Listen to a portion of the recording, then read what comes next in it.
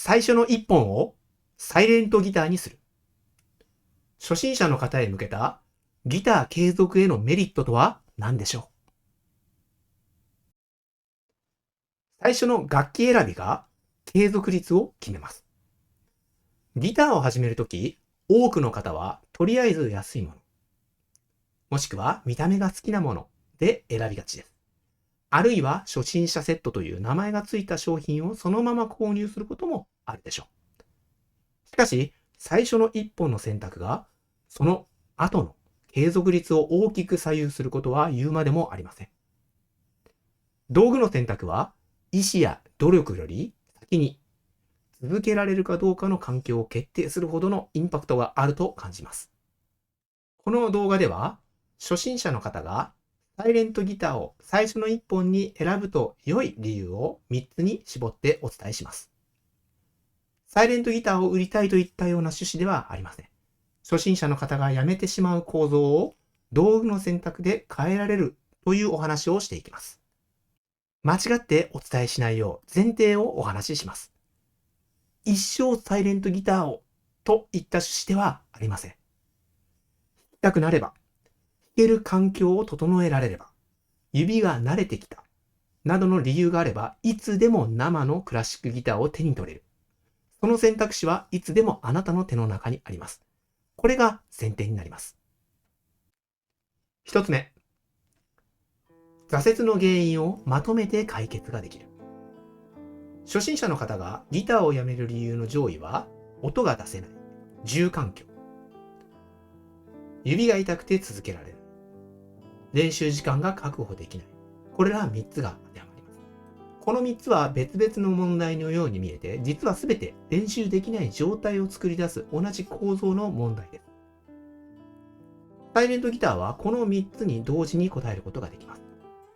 音量が極めて小さいため、集合住宅や賃貸マンション、夜間でも弾くことができます。このギターは SLG200NW と言いますが、このようなモデルはナイロン弦を採用しているため、指先への負担は少なく、初日から痛みが少なく済みます。そしてヘッドホン一つで深夜でも練習ができるため、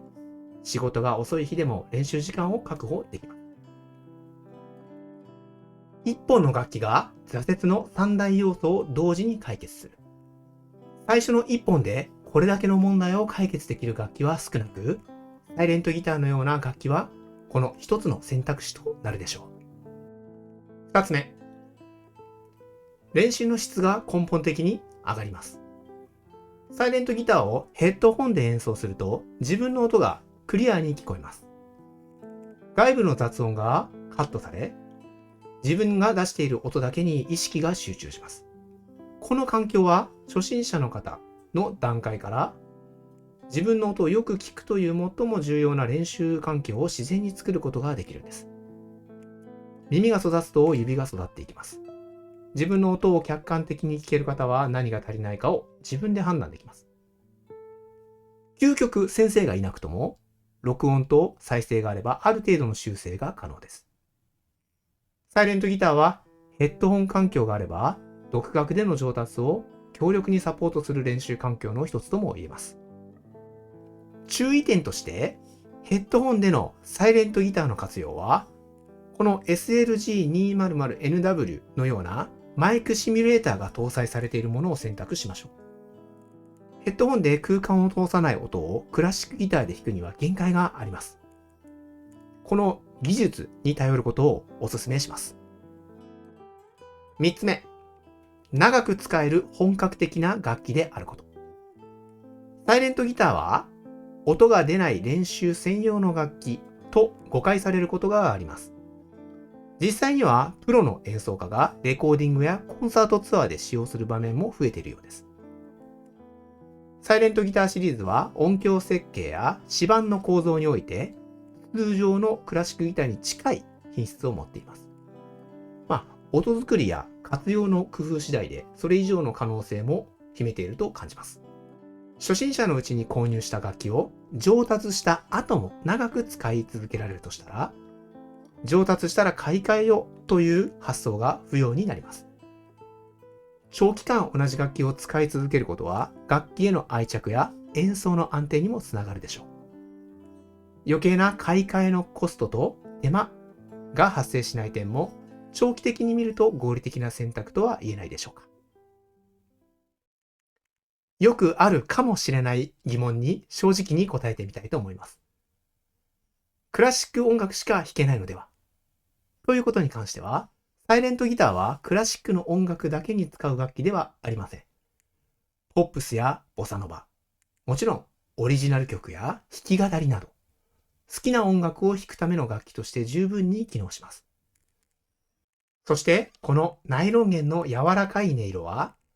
指への負担を最小限にし、ジャンルを問わず美しく響いてくれます。見た目が地味といった視点。サイレントギターを誰かに見せる機会がどれほどあるかを一度考えてみます。確かに音量は小さく、一人で出せる音には限界はあります。